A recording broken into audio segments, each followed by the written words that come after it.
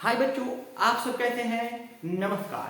तो आज के इस वीडियो में हम लोग बात करेंगे क्लास 10 के प्रीवियस ईयर 2022 एंड 23 में जो क्वेश्चंस आए थे, बेसिक क्वेश्चंस, बेसिक मैथमेटिक्स के जो क्वेश्चंस हैं।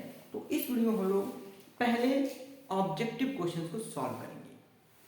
तो ये है मैथमेटिक्स जो बेसिक। मैथमेटिक्स दो तरह के एक्चुअली में है, एक है बेसिक और एक स्टैंडर्ड। स्टैंडर्ड में थोड़ा सा लेवल थोड़ा सा ज्यादा होता है, बेसिक थोड़ा सा नीचे है। तो कोई बात नहीं है, लेकिन है जो क्वेश्चंस अब हम लोग देखेंगे कि क्वेश्चंस जो है वो बोर्ड एग्जाम में किस तरह से आते हैं। क्वेश्चंस तो सिंपल ही रहते हैं, बस उसमें से थोड़ा सा आपको अपना ट्रिक यूज करना पड़ेगा। दैट मीन्स आपका पढ़ा हुआ क्वेश्चन ही रहेगा, लेकिन उसे किसी और तरीके से पेश किया रहेगा, उसे हम लोग सॉल्व करेंगे। तो आज के इस वीडियो में हम लोग पहले कुछ ऑब्जेक्टिव क्वेश्चन को सॉल्व करेंगे, ठीक है? तो स्टार्ट करते हैं। हम लोग पहले देखेंगे कि क्वेश्चंस कैसे ही स्क्रॉलिंग कर रहे हैं। कुछ क्वेश्चंस हिंदी में भी रहते, इंग्लिश और हिंदी दोनों में ही लिखा हुआ रहता है। तो ऐसी बात नहीं है कि यदि आपको इंग्लिश नहीं आती है तो हिंदी पढ़ के समझ जाइएगा, हिंदी भी टफ ही होता है, तो आप समझ सकते हैं, लेकिन अधिकतर आप कोशिश करेंगे कि इंग्लिश से ही समझ जाए। चलिए कोई बात नहीं, आपको जिसे समझ में आए। तो हम लोग पेज नंबर 2 था, ये जनरल इंस्ट्रक्शन दिया हुआ है। करना क्या है, ये फिर हिंदी में लिखा हुआ है। सेक्शन ए ऑब्जेक्टिव क्वेश्चन है, इसे हम लोग सॉल्व करें। देखिए पहला क्वेश्चन क्या है, the prime factorization of natural number 288 is. ये जो 288 है, इसको हम लोग चार ऑप्शन दिए हुए, कौन सा सही ऑप्शन है इसे हम लोग सॉल्व करें। 288 देखिए रफ हम यहीं पे कर लेते हैं। प्राइम नंबर देखिए हमें क्या दिया हुआ है, प्राइम नंबर। तो जैसे कि 2 हुआ है, 3 है, 5 हो गया, ये सब जो नंबर है वो सब प्राइम नंबर है। तो पहले हम 2 से कोशिश कर लेते हैं।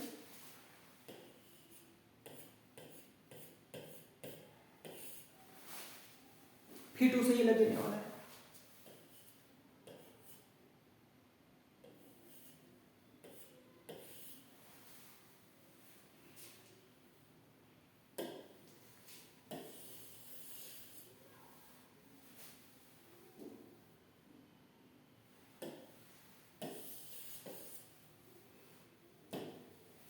हाँ, तो हम लोग इसको सॉल्व कर लेते हैं।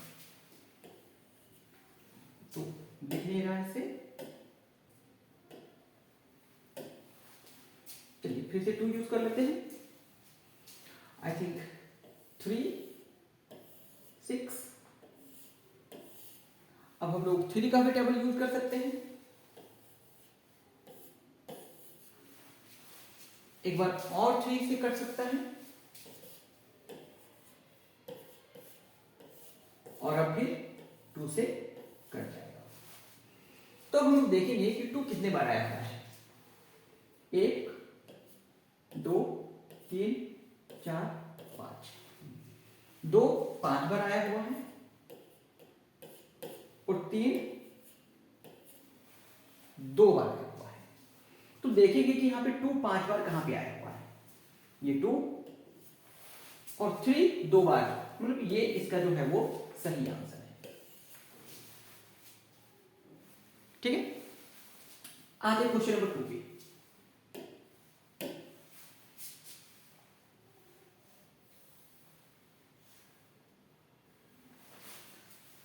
If 2 cos theta is equal to 1, then the value of theta is।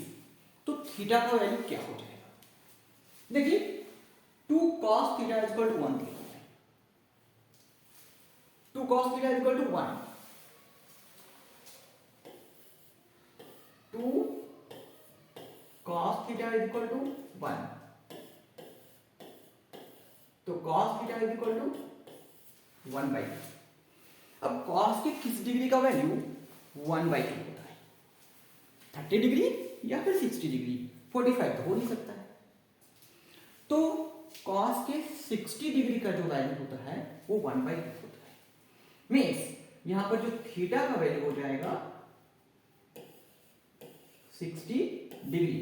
जैसे हम थीटा का वैल्यू यहां 60 डिग्री रखेंगे, cos 60 डिग्री इक्वल टू 1/2। तो देखेंगे चारों ऑप्शंस में यहां पे 60 डिग्री कहां पर है? जी हाँ, तो आप बिल्कुल सही सोचे हैं कि इसका आंसर जो है वो बी होगा। ठीक है, अब आते हैं हम लोग अगले क्वेश्चन पर।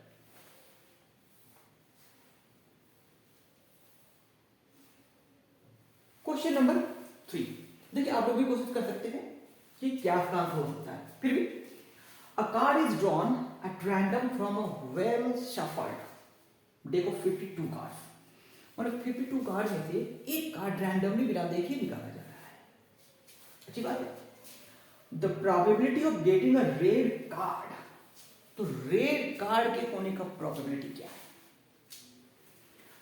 तो इस ताश के पत्तों में हमें तो कार्ड्स के बारे में जानना ही पड़ेगा। तो दो कलर होते हैं, 52 में से दो कलर होगा, एक ब्लैक होगा और एक रेड होगा। मतलब 26 ब्लैक, 26 रेड। तो प्रोबेबिलिटी का फॉर्मूला होता क्या है ना, आपका जो फेवरेबल आउटकम्स क्या है ना, फेवरेबल आउटकम्स का मतलब क्या हो गया ना, रेड कार्ड कितना होगा ना, 26 रेड कार्ड होगा।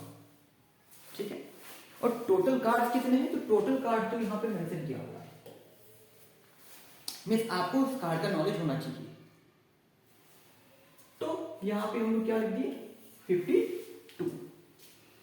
अब ये तो कट ही जाएगा 1/2। तो देखेंगे कि ऑप्शंस में से 1/2 कौन सा है। तो बिल्कुल आप सही सोचिए, इसका आंसर डी होगा। अब हम आते हैं अगले क्वेश्चन पे। तो पहले इसको हटा लेते हैं। Question number 4। अभी तक देखिए क्वेश्चन बहुत ही सिंपल आते हैं, but the discriminant of a quadratic equation. Quadratic equation discriminant, yes. तो आपको सबसे पहले दिमाग में आ गया होगा कि डिस्क्रिमिनेंट का मतलब हो गया कि d is equal to b square minus 4ac। जी हाँ, ये डिस्क्रिमिनेंट है। ए का वैल्यू 2 और देखिए बी का वैल्यू क्या हो सकता है, हम यहां पे लिख लेते हैं। ए का वैल्यू जो है वो 2, बी का वैल्यू 5, बिल्कुल नहीं। यहां पे बी का जो वैल्यू होगा वो -5 होगा। बी का value c is equal to -3। अब आप सोच रहे होंगे कि ये सब कहां से आ गया, ए बी सी। देखिए याद कीजिए कि कोई भी जो क्वाड्रेटिक इक्वेशन है उसका स्टैंडर्ड जो फॉर्म है वो है ax square plus bx plus c is equal to 0। जी हाँ, ये स्टैंडर्ड इक्वेशन है क्वाड्रेटिक इक्वेशन का। तो चलिए ये सब जो वैल्यू हम यहां पर रख के देखते हैं। b का स्क्वायर में से -5 का स्क्वायर करेंगे तो 25, 4 इंटू 2 8 इंटू 3 24। कितना रिजल्ट आ गया 1। इसका मतलब देखेंगे कि जो b का जो वैल्यू है वो 1 है, और 1 आपको कहां पे दिखाई दे रहा है। तो इसका सही आंसर है ए। डिस्क्रिमिनेंट का फॉर्मूला याद रखना है। चलिए आगे क्वेश्चन पढ़ते हैं हम लोग। Question number 5। The distance between the points 3,0 and 0,-3। तो देखिए ये x1 हो गया, ये y1 हो गया, ये x2 हो गया और ये y2। अब डिस्टेंस का फॉर्मूला तो याद तो रखना पड़ेगा, फिर पहले क्या कहते हैं। चलिए कोई बात नहीं, तो यहाँ पर तो ऑब्जेक्टिव है तो सॉल्व हो ही जाएगा। देखिए डी का फॉर्मूला हो गया x2 minus x1 whole square plus y2 minus y1 whole square under x2 का वैल्यू 0 माइनस x1 का वैल्यू 3 और फिर का whole square plus y2 minus 3 y1 0 और फिर होल स्क्वायर और ये अंडर रूट तो रही है। तो 0 माइनस 3 और उसका स्क्वायर कर दिए तो 9 हो जाएगा प्लस -3 -0 उसका स्क्वायर कर दिए 9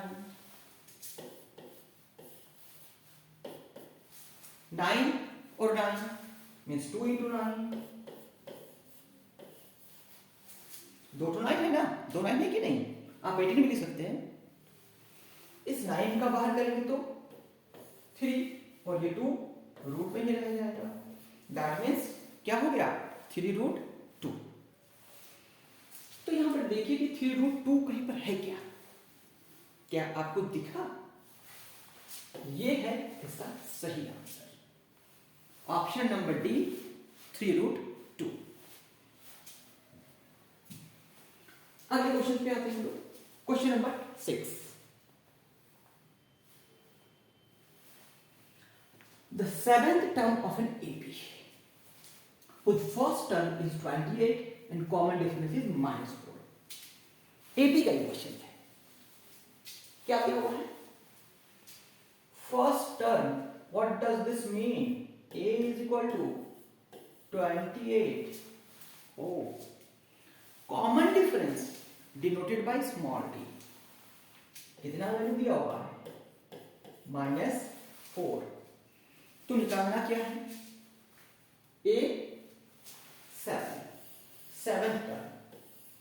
तो A 7 का फॉर्मूला क्या हो गया ना, A प्लस जितना भी यहां पे नंबर रहेगा ना उससे एक कम डी होता है। क्या होता है? एक कम। चलिए तो 7 है, इसका मतलब यहां पे होगा 6d। वैल्यूज डाल देते हैं। A का वैल्यू हो गया 28, 6 इंटू -4, ये हो गया 28 -24 इज इक्वल टू। तो ऑप्शंस में देखिए कि क्या कहीं पर भी आपको 4 दिखाई दे रहा है? यदि 4 दिखाई दे रहा है दैट इज द आंसर। अभी तक तो क्वेश्चंस देख के लग रहा है कि इजी है और है भी।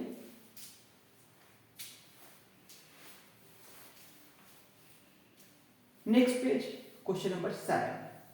तो ये सब आपको बताए थे कि हिंदी और इंग्लिश दोनों में लिखे रहते हैं, तो ये हिंदी से लिखा हुआ है, ठीक है। क्वेश्चन नंबर 7,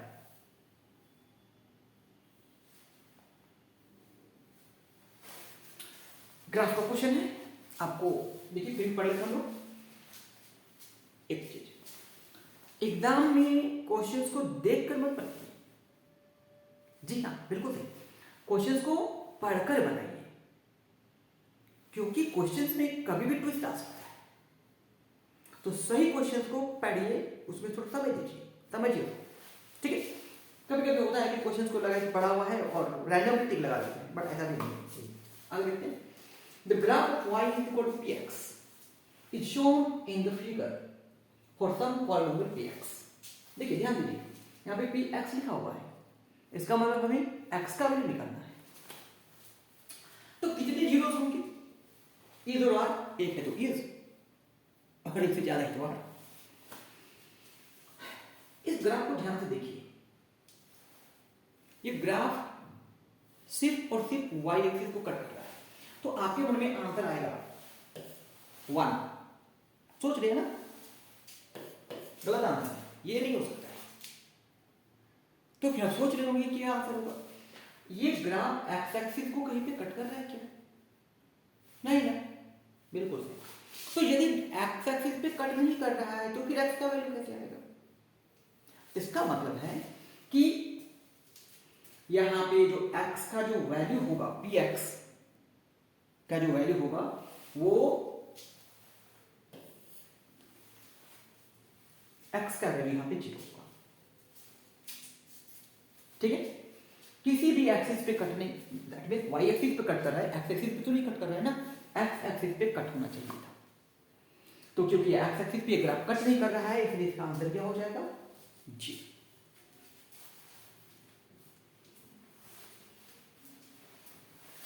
नेक्स्ट क्वेश्चन पे आते हैं, 1 नंबर। देखिए क्या दिया हुआ है, the sides of two similar triangles are in the ratio 4:7। दो ट्रायंगल है और ट्रायंगल की साइड का रेशियो दिया हुआ है, क्या दिया हुआ है? 4:7। तो उनके पेरीमीटर का रेशियो क्या होगा? पेरीमीटर का रेशियो क्या होगा? देखिए, सपोज कर लीजिए कि triangle ABC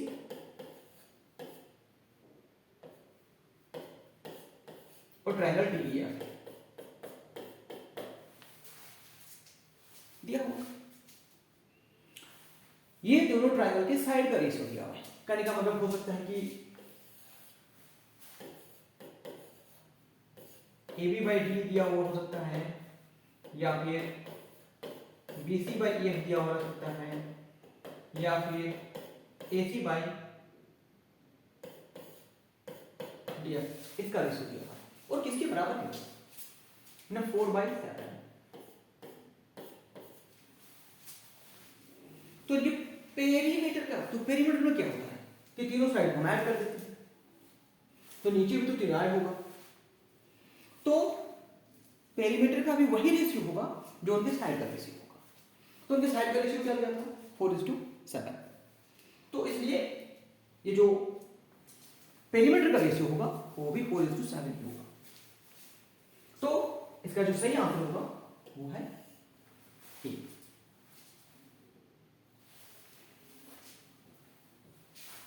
question number 9,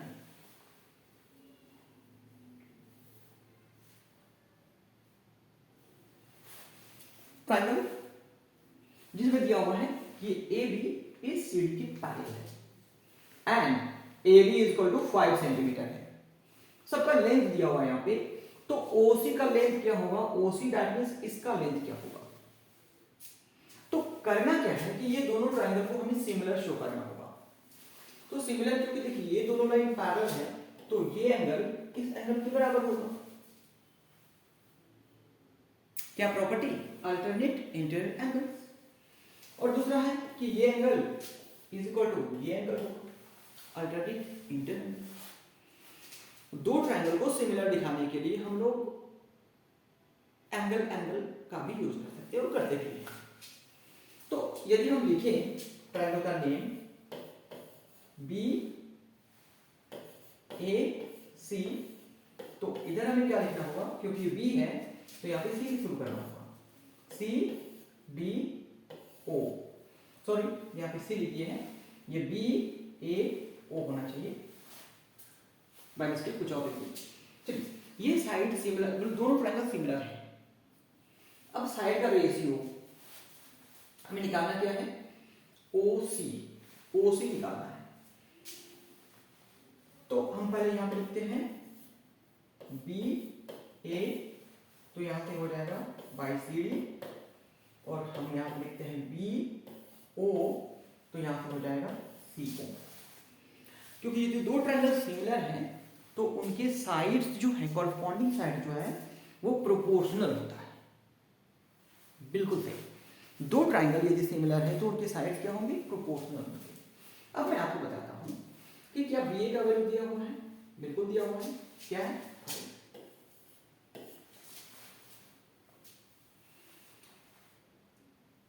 C D का वैल्यू क्या दिया हुआ है? 2 is equal to b o का वैल्यू क्या दिया हुआ है?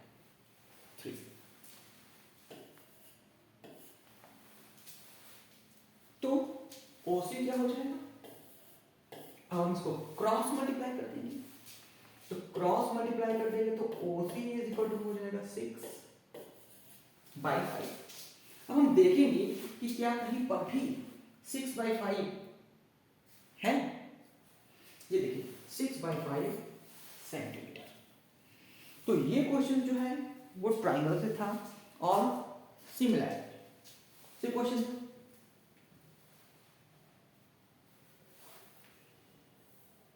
Question number 10, the sum and the product of zeros of polynomial दिया हुआ है। सम किसके बराबर है, निकालना है, और प्रोडक्ट कौन होगा, तो देखिए ध्यान से हम लोग यदि लिखना चाहेंगे तो x² minus alpha plus beta into x plus alpha into beta, ये होता है। तो यहां पे अल्फा प्लस बीटा का वैल्यू -5 होगा और अल्फा इंटू बीटा का वैल्यू 6 हो जाएगा। तो देखिए आपको ढूंढना है -5 एंड 6 का। तो यहां पे देखिए क्वेश्चन कैसे है कि आपसे जीरो तो निकालने के लिए बोला नहीं गया है, यहां पे सिर्फ बोला गया कि बताइए कि इसमें सम कौन है और प्रोडक्ट। तो क्वेश्चंस को पढ़ना जरूरी है क्योंकि क्वेश्चंस में किसी तरह की ट्विस्टिंग हो सकता है। तो इस वीडियो में हम लोग पहले 10 ऑब्जेक्टिव क्वेश्चंस को बनाएंगे, अगले वीडियो में हम लोग फिर अगले 10 ऑब्जेक्टिव क्वेश्चंस को बनाएंगे। तो आज का वीडियो यहीं पे समाप्त करते हैं। आप लोग का दिन शुभ।